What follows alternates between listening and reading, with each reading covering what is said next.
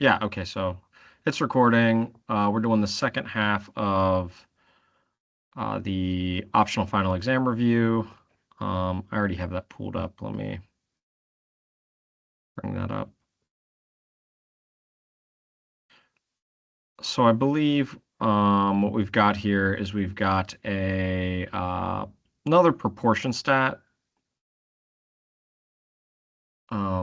This one, if you read it, gives you 99 results that include 22 wrong results and 77 correct results.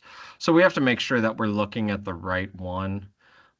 So right here it says the polygraphs are correct less than 80% of the time.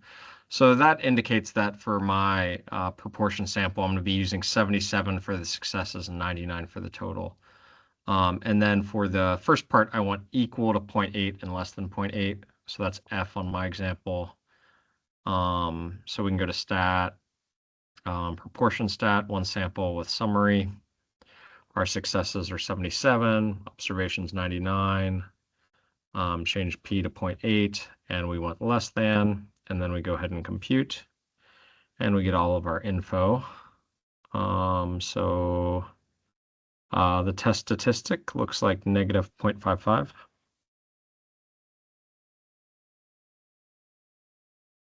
The p-value 0.290. And then that's a big p-value, so we're going to be failing to reject. So fail to reject, not sufficient evidence. Pretty straightforward. Okay, this one's similar, but now it's a two sample. We've got older people and younger people, and we're asking about whether they're dreaming in color or black and white. I think the idea is that at least when they started doing this question, more people grew up with monochrome television. So let's go to, well, we can look at the question first. So test the claim that the proportion of people over 55 is greater than. So we're looking for equal to and then greater than, which for me is E, equal to, greater than. So we want to go back to the same place, stat, proportion stat, two sample though, with summary. So the first one, and again, read this closely because the age of 55 doesn't matter. That's just sample one. So it's 307 and 64 successes. So 64 and 307, and then age of 25. So we're actually using the number 14. I've seen a few people go a little bit too fast and use the age rather than the number. And then we're doing equal and greater than. And we've got our values. So very small p-value, so we're going to be rejecting here. 5.80. And the p-value, we can just put 0 since it's very, very small. So the conclusion, we reject. It's less than, which means we reject, which provides us with good evidence that the alternative hypothesis is more likely. Okay, so for B, we want to do a confidence interval. Now, if you remember back to the module where we first did this, I think what we're doing is we're using the point. Oh, no, it already tells us the 98%. I was going to say typically we would use the 0.01, and then because this is single-tailed, meaning greater than, we would double that significance level. But it explicitly tells us to use 98. So we can do options edit, and then instead of hypothesis test, now we're doing confidence interval, and we just want to do 0.98. And we get our limits, which is what they're asking for. The lower limit and the upper limit are the two numbers we're plugging in. So that's going to be 0.099 for me. And the upper limit is 0.222. And this only includes positive numbers, right? There's no negatives in there, so that means we're going to reject. Fail to reject happens if your interval includes 0. And our alternative hypothesis was greater than in this example. So that's why I'm picking that one. Okay, last one.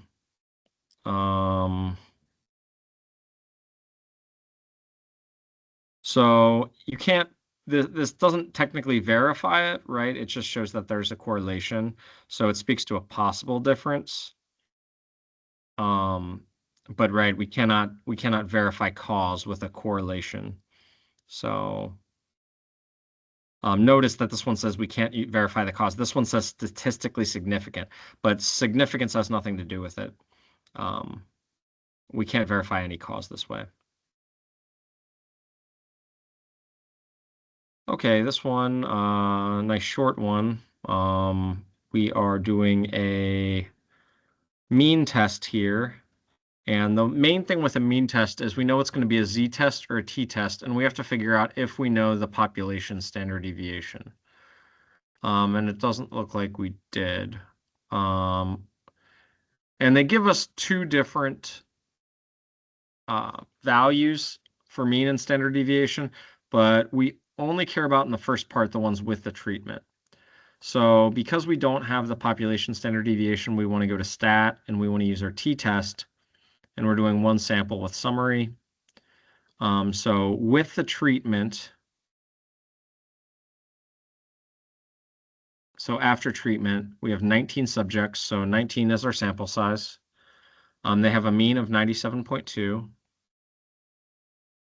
and they have a standard deviation of 24.9. Okay, so then we can compute. We're looking for a confidence interval of 95%, so we can select that and then compute, and then just enter our limits. One decimal place this time. So I have 85.2, and I have 109.2. So we'll go with that. So this confidence interval includes 103, right? 85 is less than 103, 109 is bigger. So that means we're going to fail to reject this time. So it's possible they could be the same. So it appears that it does not have an effect.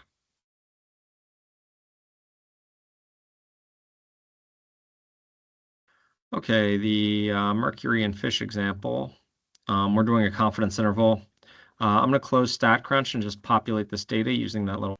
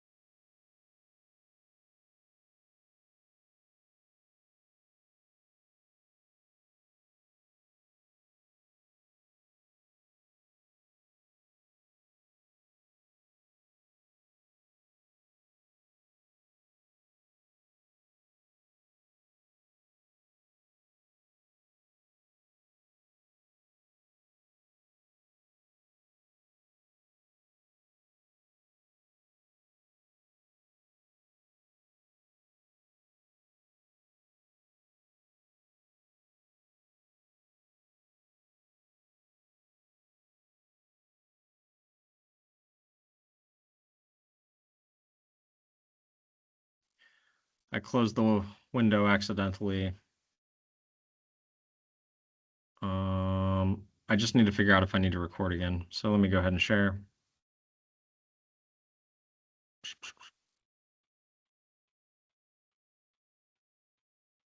All right. Oh, it's this thing. I was wondering why camera wasn't on, because that, not that it's necessary. Okay, so, okay, it still says it's recording, so that's good, I think. Okay, good. So I don't have to set that up again. All right, so let's back to the homework. Apologies. Okay, so we need to open this in StatCrunch. And we are doing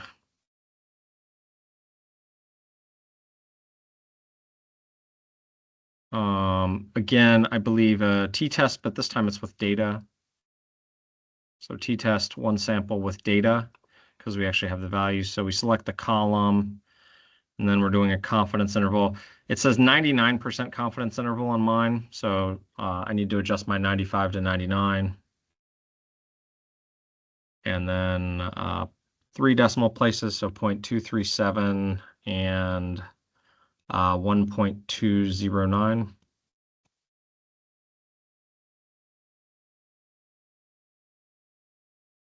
Okay, so what are we testing against? It says it should be below 1 part per million. So we have a value that's above 1 part per million. So I believe the answer is yes here. Also, the mean is possibly greater than 1 because values greater than 1 are in our interval. So the difference between D and B is B says is not, but D says just is. So that's what makes D correct. Okay. Again, we have all sample values. So this is a t-test. This one's with summary, though. We don't have data. So we go back to the same place, but choose summary. So stat, t-stat, 1 sample with summary. Sample mean. Well, the first number is the sample size, 92. And the second one is sample mean, x bar, 3.33. And then the sample standard deviation is 0.54. So they're asking us for a hypothesis test here. Okay, testing that it has a mean equal. So that means we're just looking for equal and not equal. So that's B. And on StatCrunch, we needed to change 0 to 3.5. And then we can compute.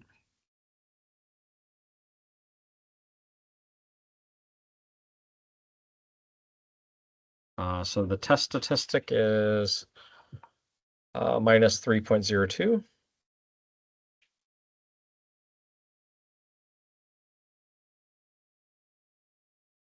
And the p-value 0.003. This is a small p-value, so we're going to be rejecting. So reject. It's 0.05 is what we're comparing it to, but this is 0.003, so it's much smaller. So when we reject, we have sufficient evidence to conclude the population, the alternative says is not equal to. So what we want to do is not. Okay, another one. It looks like a lot of stuff, but I'm pretty sure we can get everything by just looking at the N, X bar, and S. And then right here, greater than 48 words. So that's all I'm looking at as I'm looking at these numbers and greater than 48 words. I'm not really reading much of it. So I'm just going to edit this. And I want to select equal and then greater than, which is this. So I want to mirror that, make this greater than, and make the 3.5 now into 48. And then let's plug in the numbers. So N is our sample size, that was 20. X bar is the mean, which is 53.4. And then sample standard deviation is 15.5. So we compute. And we get our values. So the test stat is 1.59. 1.56. I don't know why I put 9. Just misrounded. So the second 5 bumps up to a 6. And then the p-value 0.068.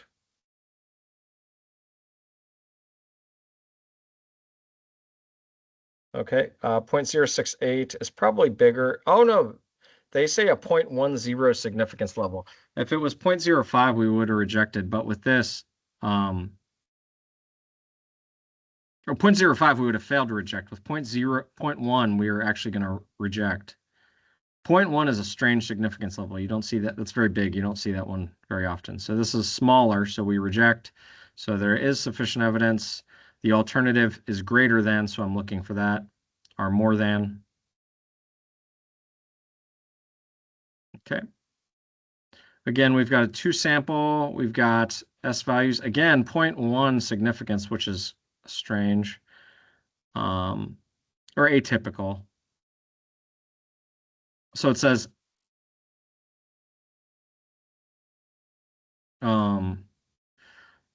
test the claim that they have the same mean. So when it does that, we want to do equal and not equal. And we're doing a 2-sample here, so we're going to go to stat, tstat, 2-sample with summary. So the mean is of group 1 is 2.39. The standard deviation of group 1 is 0.93.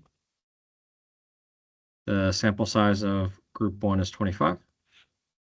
Sample mean of group 2 is 2.62. Standard deviation is 0.61.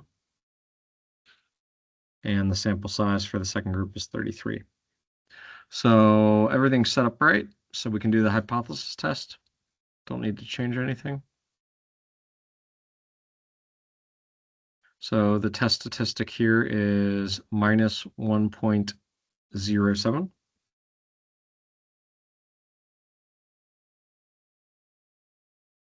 The p-value is 0.2. This 5 bumps the 9 up. 2 is a 10, so it becomes 290.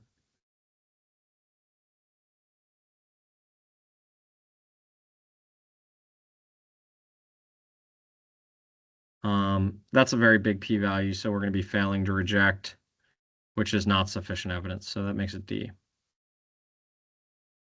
Oh, I clicked reject. Fail to reject. Sorry, fail to reject, not sufficient. That should be C.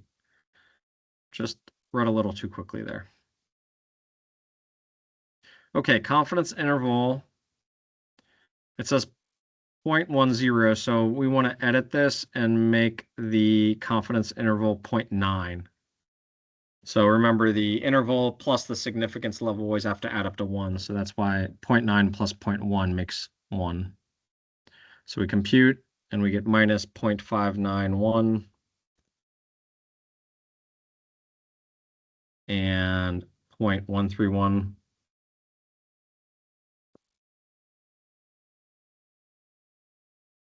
And that's it. Okay, this one is paired. You can tell that because it'll say paired somewhere, but also when you see this little subscript D, that indicates that you're lining them up and taking the differences, and that's what we're doing the statistics test on. So we want to go here. Well, we want to open that first in StatCrunch. And then we want to do stat.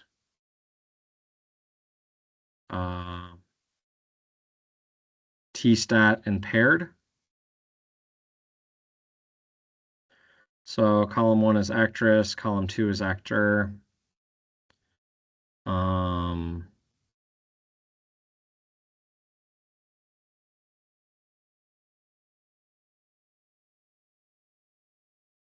So what are we testing for? Less than 0. So less than 0. So we want to make this less than. Okay, and then that's it. So we click compute. Oh, so here we're going to do equal to 0 and less than 0. So that's how you enter it here.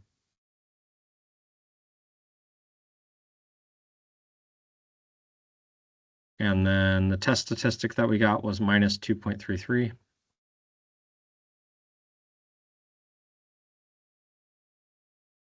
And the p-value 0.023.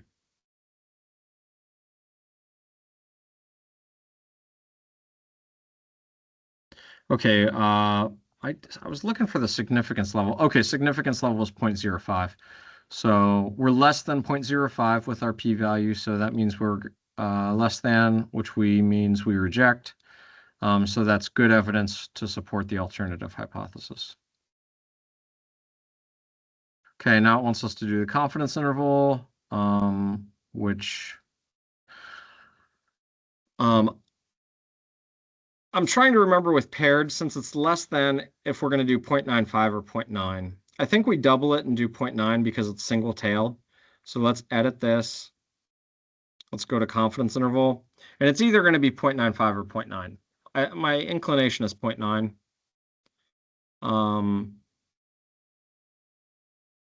Yeah. And because this doesn't include 0, only negative numbers, we're rejecting. So that's good news at least. So minus 15.0 and minus 1.8.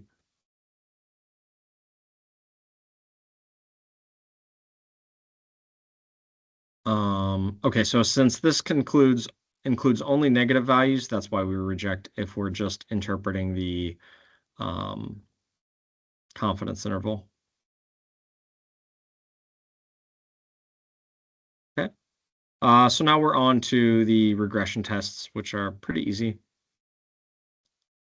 So open the data in StatCrunch. Again, we go to stat, regression, simple linear. The X variable is internet users, the Y variable is award winners. And then we're always testing the intercept. Click compute. We can click the arrow at the bottom to see what the graph looks like. So we know the graph should look like D. And then go back to figure out R. So our R value is right here, 0.826.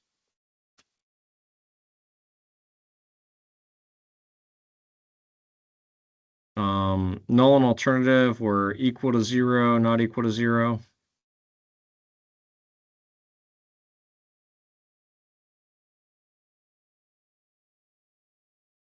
The test statistic, again, we're looking at the intercept line.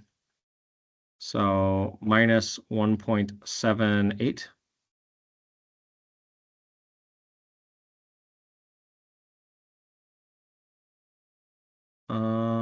Test statistic.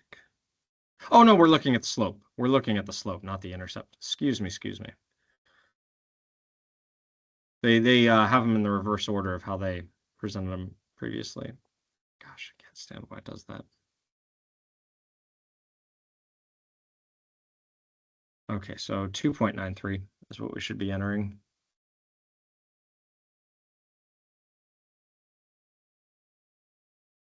And the p-value 0.043.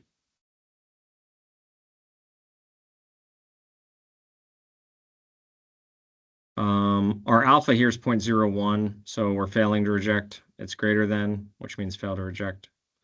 So there's not evidence to support the alternative.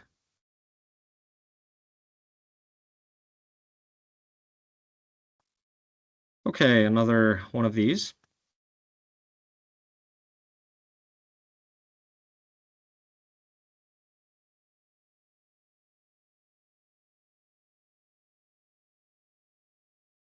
So back to the same place, stat, regression, simple linear. Our X variable, select X, our Y variable, select Y. And then we can just click compute. So for these regression ones, it's pretty much always equal and not equal. And then the graph looks like just the downward line. So it looks like C.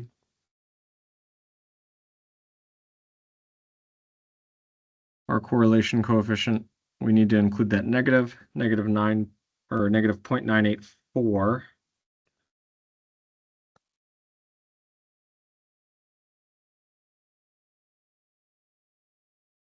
The test statistic, again, we're looking at the slope. So that's negative 9.551.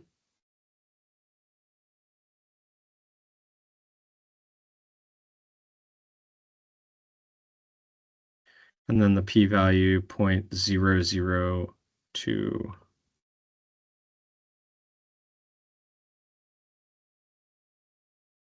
Okay, so because the p-value is less than our significance level alpha, we are rejecting, which means there is sufficient evidence supporting the alternative hypothesis.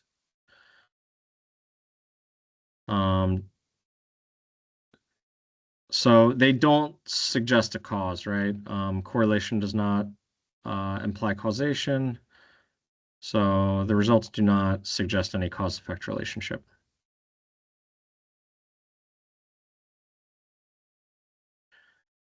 Okay, so this one, a little bit shorter finally, only 3 parts. Open the data in StatCrunch. This one does have a projected value though. So stat, regression, simple linear. X is the chest size, Y is the weight.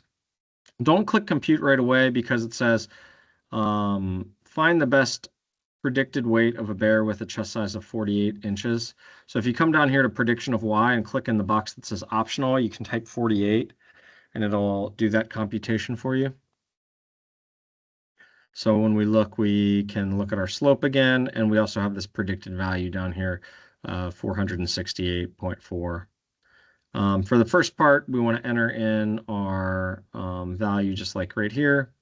So minus 186.8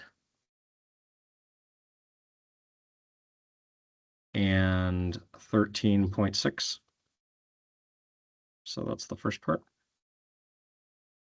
Then the predicted weight should be 468.4.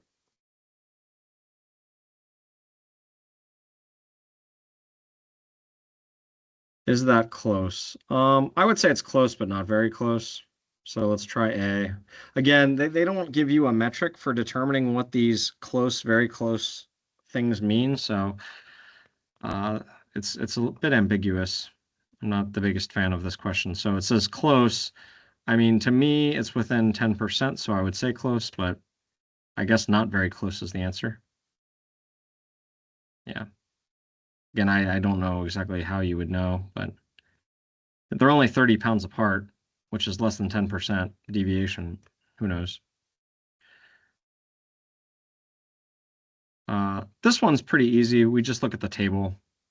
So we're just looking for the best single variable, which is highway because it has the lowest p-value and the biggest adjusted r-squared. So 0 and 0.92 is what we're looking at. So highway, best combination of a small p-value of 0 and a large p-value of 0.92.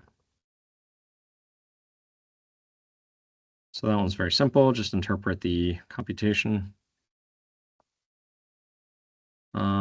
This one, we are opening this data in StatCrunch.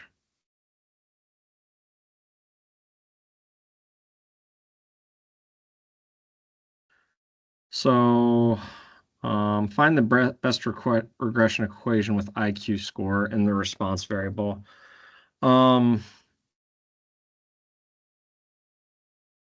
I think brain volume might have been the only one that mattered.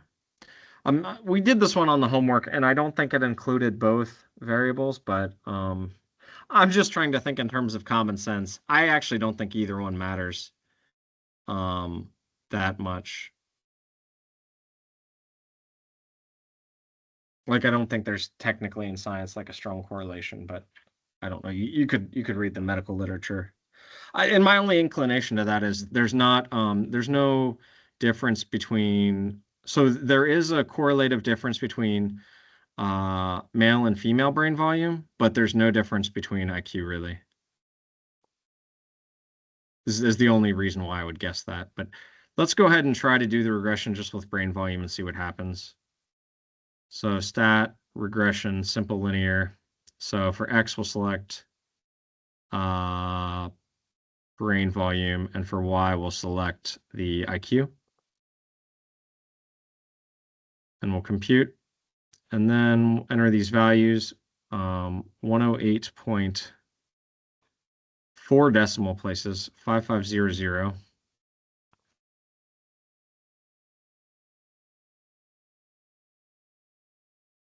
And the brain volume slope was minus 0.0067.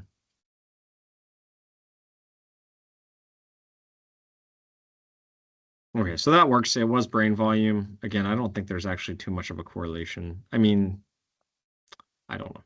Like I said, you could look that up on JSTOR, see if there's any interesting articles. Okay, so the same that we interpreted on the previous one. It's the best indicator because it has the lowest adjusted R-squared, or highest adjusted R-squared and lowest p-value. That's what we're looking for. Yeah, and fewest number of predictor variables. So C. Can a researcher predict someone's IQ score if they know the volume and weight of their brain? I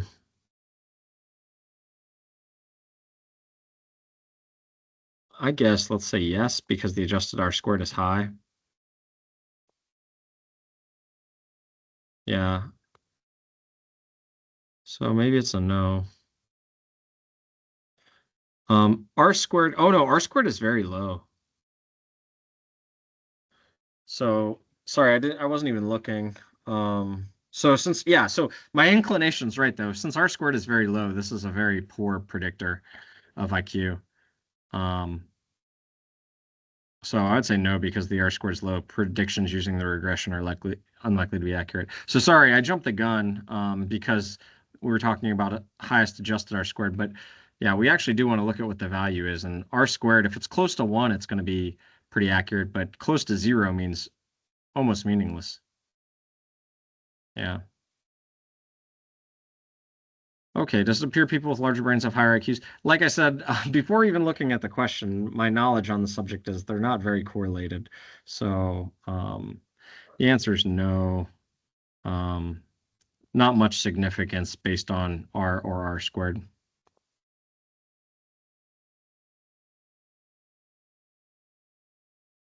Okay, we just did this one. I think this one's from module 7. This is the one where we're like doing a chi-square test, and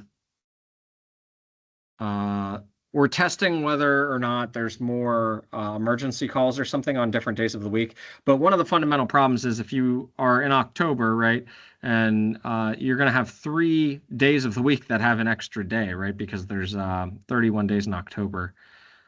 So 4 of the days will occur 4 times because there'll be 4 weeks, but then there'll be 3 leftovers that will each get there'll be 5 days. So basically, our guess would be probably that October there's 5 Mondays, 5 Tuesdays, 5 Wednesdays, but only 4 Sundays, 4 Thursdays, 4 Fridays, and 4 Saturdays. That would be my guess from just inspection. Okay, so the null hypothesis here is they occur with the same frequency on different days, and the alternative is at least one is different.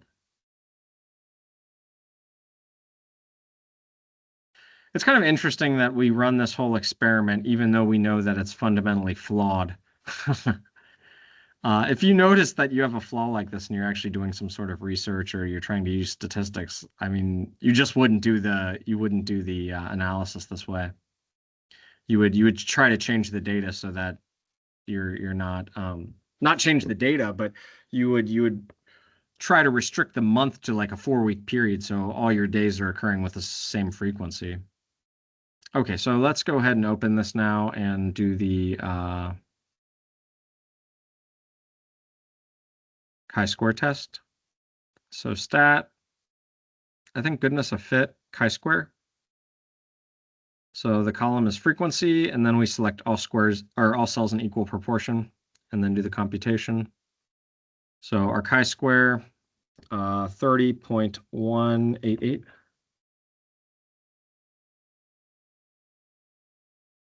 And the p-value, we can just put 0 because it's so small.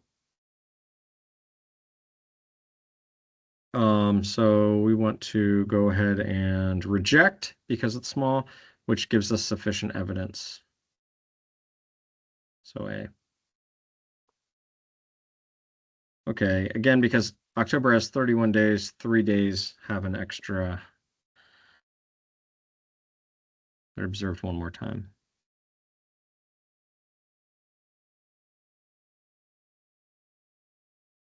Okay, so we've got some sort of thing from this book Outliers, which I've read. Pretty good book if you're interested in some statistics. Let's just open the data since we know we're going to use it. So again, there's a lot of words here, but really we're looking for equal frequency and at least one. So the idea here that he's arguing for is that if you're born earlier in the year, it's more likely that Or if you're closer to like your school age being a year older, then you're better at sports, kind of is roughly the idea. You have like an edge just based on being older than most of the other kids. Okay, so we can rule out C and D.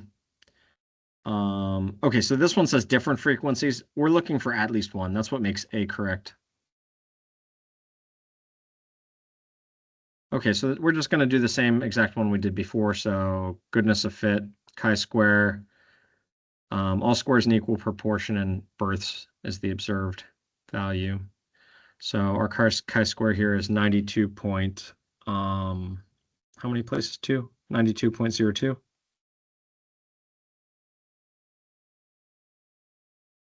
And then the p-value, you can just put 0, again, which indicates we're going to be rejecting.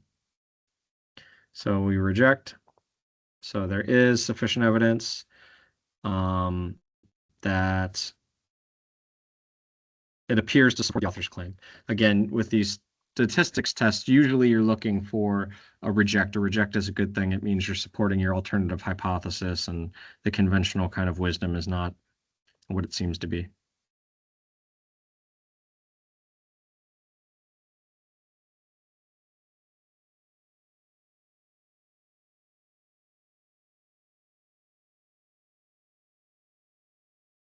Okay.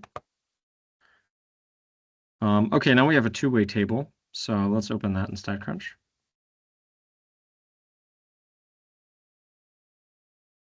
So the way we do this, I think, is we go to Stat, Table, and then we go to Contingency Table with Summary.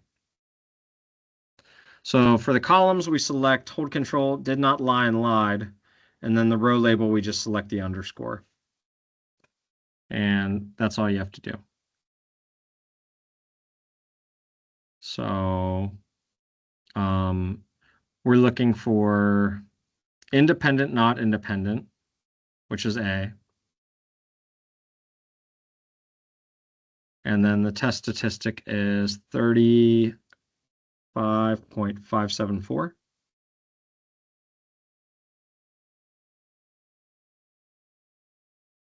And then the p-value is 0.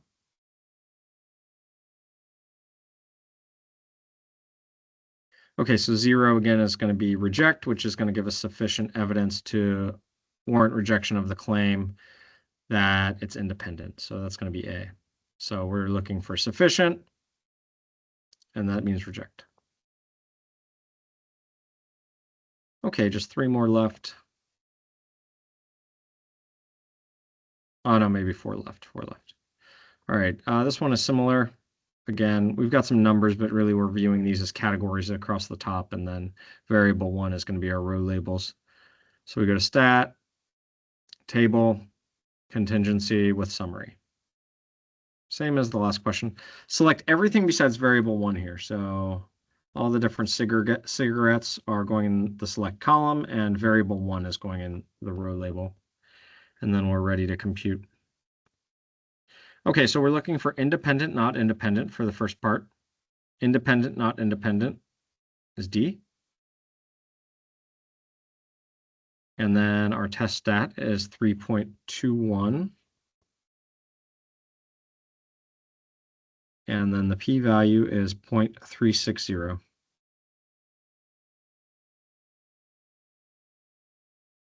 Okay, so what's the conclusion? This is a big p-value, so we're going to fail to reject, which means not sufficient evidence.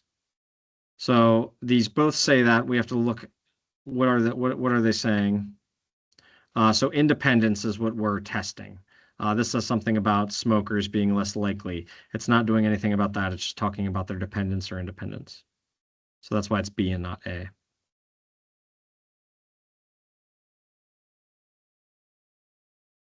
Okay. Oh, this is the one where we have to convert all the values. So yeah, these last 3 questions are the ones that aren't so fun. But let's go ahead and do it again. The problem is these are in terms of minutes and seconds, and what we want to do is we want to do them in seconds only. So that's what it says here. We need to convert each minute second into seconds only. So let's go ahead and do that. So yeah.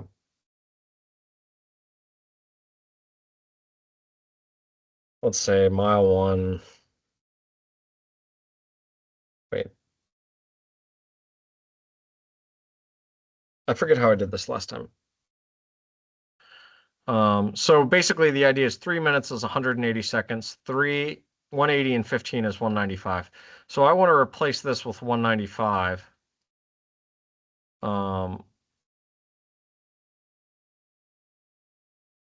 But the problem then is, because we're testing it based on all the miles. So I think I want mile 1, mile 2, mile 3 on top. I don't know if it matters if I do it by row or by column. It may. Because we've got a 3-mile loop.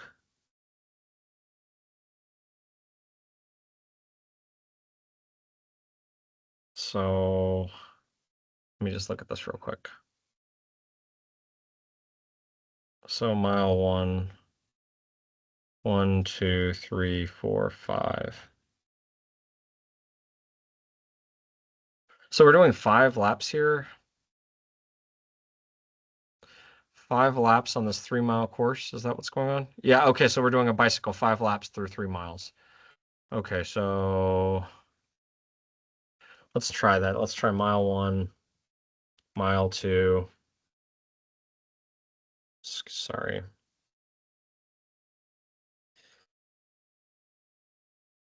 Mile 3. And then we'll do lap 1, lap 2, lap 3, lap 4, lap 5. I'm just reorganizing the data, and then we're going to move it. So 3 minutes plus 15 seconds is 195 seconds. 3 minutes and 25 seconds is 205. 3 and 23 is 203. 3 and 23 again is 203. 3 and 20 is 200. Okay, so now I'm looking at these ones, 3 and 19, and I'm adding those together, so that's 199. 3 and 22 is 202. 3 and 21 is 201. 3 and 17 is 197. 3 and 19 is 199. And then I'm going to the third one. So I've got 3 and 33, which should be 213, 210, 208, 211, and 210. So the mile 3 is always significantly higher than the others. So for that reason, we're thinking that if any of them have more of an uphill incline, it's going to be the 3rd mile. Let me go ahead and delete these rows.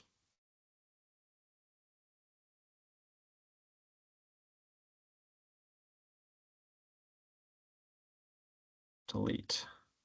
Okay, so now we've got this stuff. So hopefully I can use this to do the test now. So everything equal and then at least one different are our hypotheses. And then which test statistic do we want to do? I think the same thing. Or is this an ANOVA test?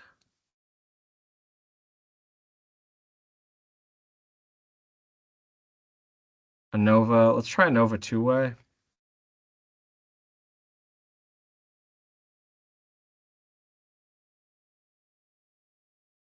Because we've got 2 variables. We've got the laps, and then we've got the miles. But a 2-way ANOVA typically... Let me just check. I know we did this in Module 7. I'm just... yeah, so it is ANOVA. It's a 1-way ANOVA. Okay, so that's what it is.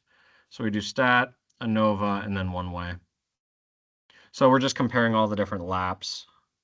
Oh, but I think they wanted us to compare the miles. Yeah, so we're comparing the miles. So that was the issue. So not only did we have to do it this way, we had to turn it upside down. So sadly, we want to do all the different miles. So let me reorganize one more time. So I'm just going to turn the columns into the rows into columns. So 195, 205, 203, 203, 200. Okay, so that was the first row. So I'm now going to be calling this basically mile 1. And then mile 2, I'm going to put in the second column. So mile 2 has values of 199, 202, 201, 197, 199. And then mile 3, I'm going to put in the third column. What just happened? Why did it delete all that? Oh, didn't delete it, just moved over. Mile 3. Okay, so mile 3, I've got the 213, the 210, the 208, 211, and the 210. Okay, so now we can delete all these rows. We don't need them anymore.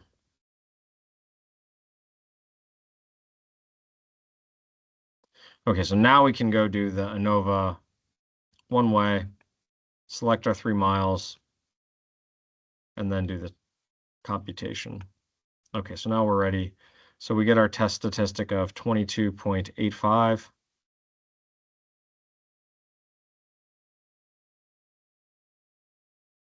And our p-value is 0, which means we're rejecting.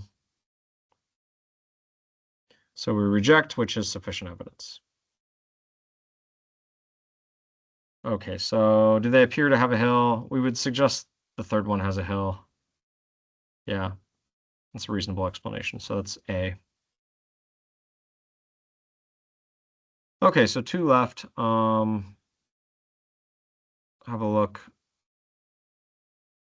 Okay, so this one we've got a bunch of stuff, but we're not using it all. Again, this is just another question from Module 7. So we're doing the wait times for the 10 a.m. Space Mountain Rock and Roller Coaster Tower of Terror and Flight of Passage. So we're just comparing those 4. So we're going to do stat. Well, let's do the thing first. Everything equal, and then at least one different. And then we'll do another ANOVA one-way test. So we do stat, ANOVA, one-way. Now we just need to select the ones they talk about. So Space Mountain 10 a.m. is one. They don't do Small World, but they do Rock and Roller 10 a.m., Tower of Terror 10 a.m., and the Flight Passage 10 a.m. So those were the 4 we're comparing. So we compute. And the test statistic is 154.14.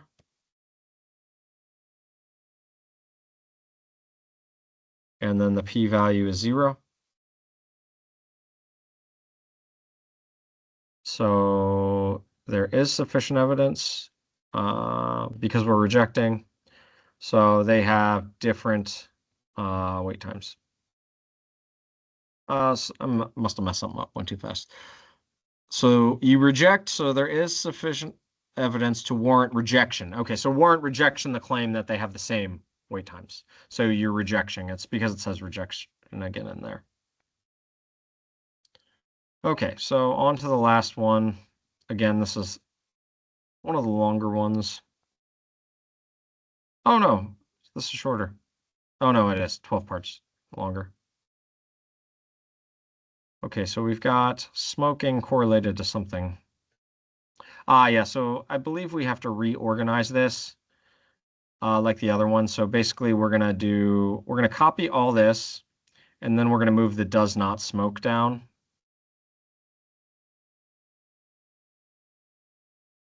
Or maybe not. Yeah, because we don't know if the does not smoke is male or female, I think is the issue. Well, let's just start with the hypotheses. So you want is no interaction because that's like independence, and then is an interaction. So is not affected by an interaction would be no interaction, and then an interaction would be the alternative. So it should be A. Okay, so now we want to do the test here. So I thought I had to copy this and then bring all the stuff down.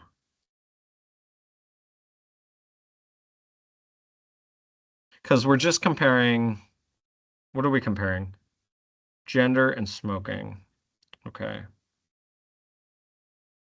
How did I set this up? Let's see again if it was a one-way. Sorry, it's just, I know we just did this, but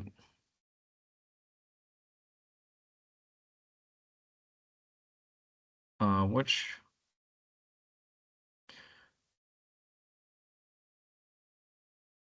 yeah, they're doing the Excel way. So two-way factor with replication. I don't think we can do that if we try to set it up like that in StatCrunch. So let's go to Stat, ANOVA, two-way. Yeah, so smokes and does not smoke is one of the things so the responses are all here.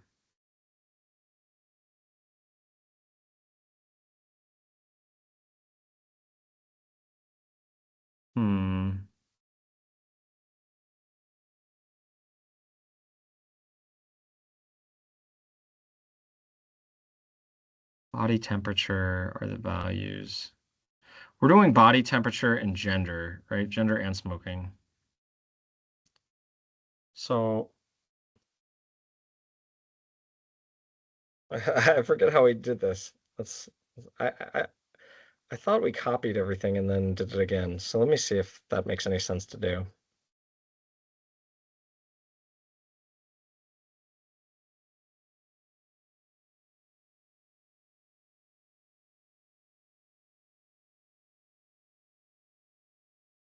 So if I copy this and I put it down here, and then I move all these values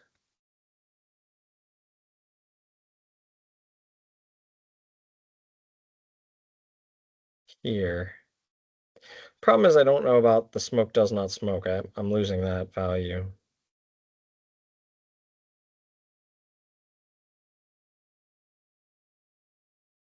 Because this would just give me gender and then temperature.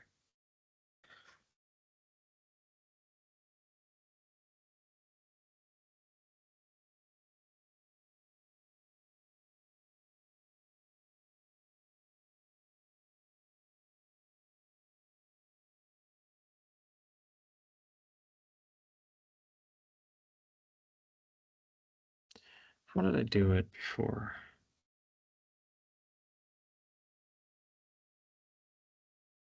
Let me do one thing. So maybe I can set it up like this. Maybe this is completely unnecessary, but I think it'll work.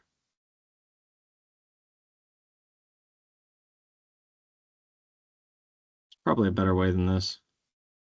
But we know that the first set is all smokes.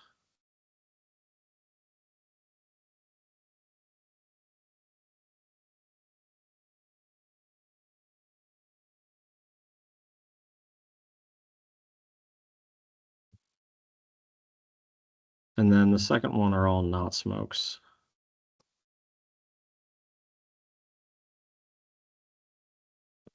So then we could call this the gender, and then this is the smoking,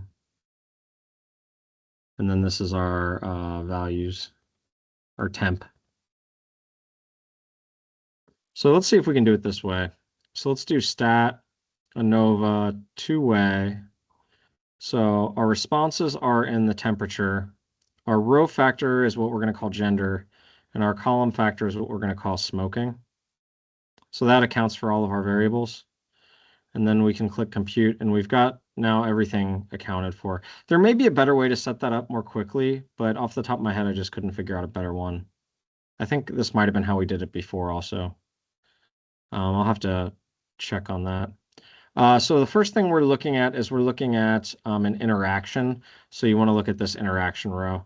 So we've got a f-stat of 0.68.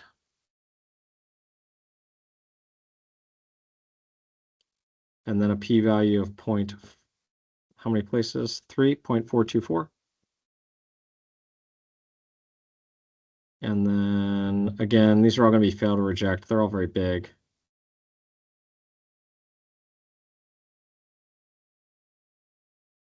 So it's going to be A, because the alternative hypothesis or the null hypothesis is no interaction.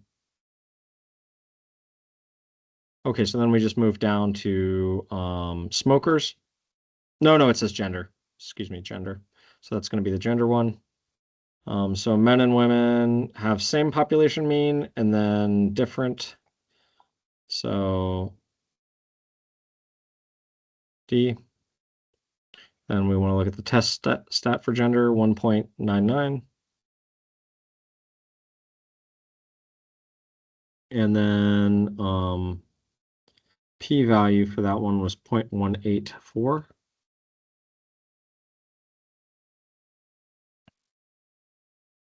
Okay, and then again, that's going to be another fail to reject. Again, we're looking for gender though. So B is gender, A is smoking. So that's what makes B correct. And then lastly, we're looking at the smoking. Smoking and non-smokers have the same and then different. So it's D. And then the test stat for the smoking row is 0.85.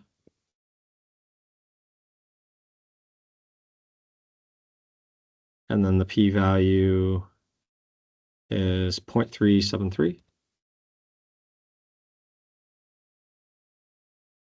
And lastly, that's another fail to reject.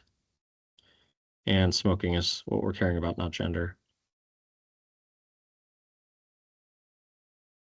Okay, so that finishes up the review.